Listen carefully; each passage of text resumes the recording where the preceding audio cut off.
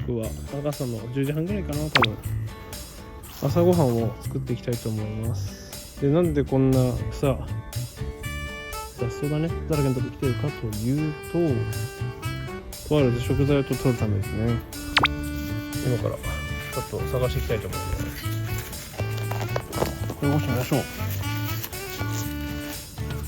あ、ちっちゃいね。あれこれじゃないね。押します。すいません、なんでもないです。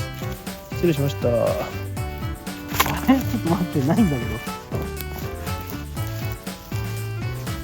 欲しかったのはこれなんですけど、ちょっとね、ダメだね。まだ小さいね。なんでもないです。すいません。あれやべえな。人気ねえぞ、これ。ちょっと。これはもしかしたらかもしれませんね。ほら、1個見つけました。これだったら。なんかね、結構でかいから、いけるかもしれない。なんかね、切っちゃうとまずいんだよ。ここに中から洗ってるので。あったー、ちっさ。いやー、ごめんなさい。本当にすみません、間違えました。じゃあ、しょうがない。こんなこともあったよ。まずいなと思ってたんで、変えます、内容。はい。あれこれもう一個あるね。これも多分そうだね。いきますよ、これ。これ何ですかね。冬の野菜ですよ、ほら。ちっさ。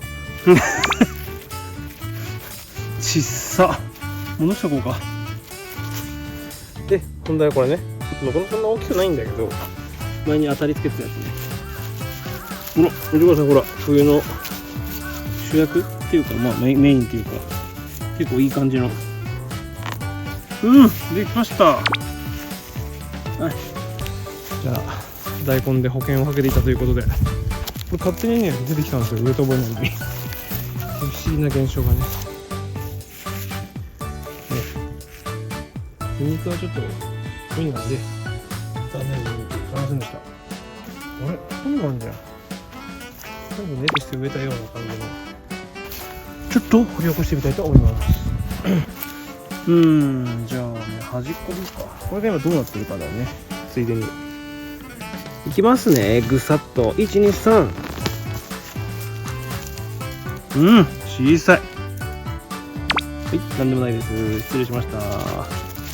まあね、こうね、世の中うまくいかないってことですよね。